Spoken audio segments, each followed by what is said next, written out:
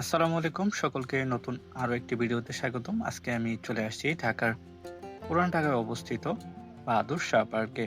Bahadur Shah park যা ঐতিহাসিকভাবে Victoria park নামে পরিচিত। বাংলাদেশের রাজধানী ঢাকা পুরান ঢাকার লক্ষ্মীবাজারে অবস্থিত একটি অত্যন্ত গুরুত্বপূর্ণ ঐতিহাসিক নিদর্শন এবং নগর উদ্যান। 18-19 শতকের ইতিহাসের বহু উত্থান পতনের সাক্ষী এই পার্কটি। ঐতিহাসিক প্রেক্ষাপট ও নামকরণ চিন্তা করলে 18 শতকের শেষের দিকে এই স্থানে ঢাকার আর্মেনীয় একটি ক্লাব ছিল, যাকে স্থানীয়রা আন্তাগার বলতো। 1857 সালে ক্লাবটি ভেঙে ফেলার পর এটি একটি উন্মুক্ত ময়দানে পরিণত হয়। তাছাড়া সিপাহী বিদ্রোহের স্মৃতি 1857 সালের ঐতিহাসিক সিপাহী বিদ্রোহের সময় ঢাকা বিদ্রোহী সিপাহীরা ইংরেজদের বিরুদ্ধে অস্ত্র তুলে নেন, কিন্তু বিদ্রোহ ব্যর্থ হলে ইংরেজ শাসকরা বন্দী বাঙালি সিপাহীদের এই ময়দানে গেছে ঝুলিয়ে নির্মমভাবে ফাঁসি দেওয়া হয়।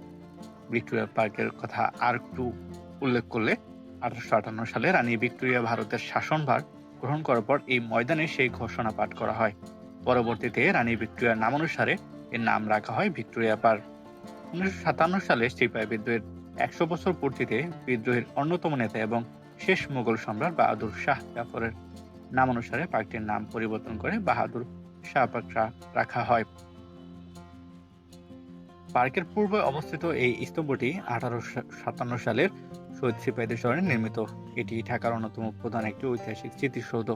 খাজা হাফিজুল্লাহ স্মৃতিস্তম্ভ পার্কের ঠিক মাঝখানে ঢাকার নবাব খাজা আহসানুল্লাহর অকাল প্রয়াত জ্যেষ্ঠ পুত্র খাজা হাফিজুল্লাহ স্মরণে ইংরেজ তৈরি একটি চোখধানো গ্রানাইটের স্মৃতিস্তম্ভ কিন্তু এখানে রয়েছে।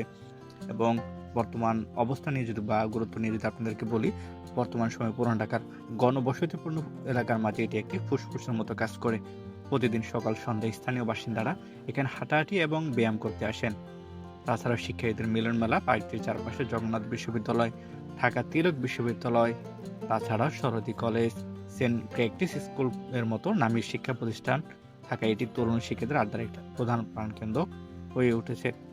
বাহাদুর শাহ পার্কের কেবল একটি পার্থক্যই নয়, এটি বাঙালি জাতের পরাধীনতার শৃঙ্খল ভাঙার আদি সংগ্রাম ও আত্মত্যাগের এক জীবন্ত দলিল। পরিশেষে বলবো, আপনারা চেষ্টা করুন অবশ্যই ঢাকার এই ঐতিহাসিক এই জায়গাটিতে আপনারা স্বল্প পরিসরে কিছুটা সময় পরিবার নিয়ে আসার জন্য। আগের মতো হয়তো বা ওরকম গোছানো নেই, অর্থাৎ এখানে ওরকম পরিষ্কার পরিচ্ছন্নতা বা অনেক বাজে আড্ডাও এখানে হয়ে থাকে, বাট এটা দিন শেষে রক্ষা করা বা এটা রক্ষণাবেক্ষণ করার দায়িত্ব কিন্তু আমাদেরই। সবাই ভালো থাকবেন, দেখা হবে নতুন কোনো ভিডিওতে, নতুন কোনো জায়গায়। এরকম আরও ভিডিও পেতে আমার এই চ্যানেলের পাশে থাকবেন এবং দেখা হবে নতুন কোনো জায়গায়। সবাই ভালো থাকবেন। আল্লাহ হাফেজ।